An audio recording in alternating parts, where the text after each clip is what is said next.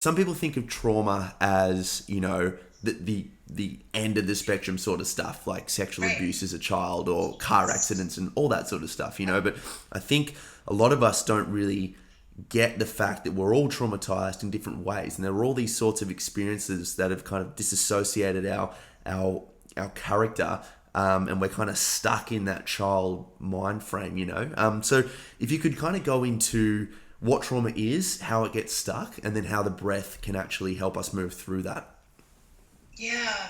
So yeah, I love that you said that about trauma and how people perceive it. And I think people are just starting to get the idea that like, yeah, there's some people refer to it as like little T trauma Oh, and yeah. big T trauma. Like there's the trauma that you imagine, just like you said, like sexual abuse or, yeah, any violations of your body, your Mm, physical body, any kind of emotional, physical, sexual abuse or rape or any of those things. Um, and then there's just like the trauma of being human, yeah. the trauma of like being being a neglected child, maybe being a child who kind of got lost in the shuffle of a stressful marriage Mm, and who never actually felt celebrated or supported or seen, or loved as much as they needed. There's the ongoing trauma of adult life where I just had a friend who was going through a very, very intensely challenging thing this week, and we were just kind of communicating over DM. And, we both probably needed a hug. Like, we needed more contact and more communication than we were getting from each other. The kind of like the busy lifestyle where when we really need someone to be there in person, it's not always possible, and having to kind of silently suffer through things or mm, pull our bootstraps up. And yeah, the loneliness of adult life, I think, can be intent. I don't want to say intensely traumatic, but it can wear at you. It can yes. wear at you. It can create a sense of not feeling supported, not feeling enough love.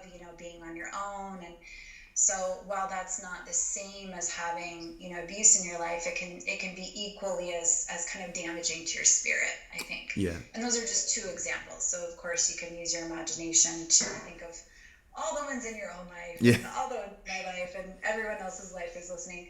Um, so trauma, I think they say 95% of trauma is in the nervous system. Mm, So when we have a jarring event, and maybe it's just like, I mean, I think of something so small. Like I remember when I was really young that I was so, when you're a little kid, you're like a spark plug, you're so excited about everything. And I remember a couple occasions where like I came with this little fireball energy up to my mom to like tell her something or show her something. And her response to me was like, not now, mm, or like, don't talk to me, yeah. because she was like cooking dinner or she was doing something. And like my giant energy was just like, just don't. And so even as I tell that story, I can feel that like rejection in my body and that Wow. like disappointment and that, the imprint of that sadness of like, because when you're a little kid, you take that as like, I'm unloved. I'm Yes. not loved. I'm not valued. I'm Mm, not important. I'm alone in this. I'm not supported. You take it as like such a big thing, and it's received into your body as this truth. And then so we develop these kind of core wounds and limiting beliefs based on whatever environment we were fed in our lives. And everything is so much bigger for sensitive children, empathic children. So it gets charged. Whenever you have an emotional charge, it imprints on your nervous system, and it imprints and it starts to kind of like run as, this is how life is. mm, Like, this is who you're allowed to be. This is who, how other people think about you. This is what the world is like.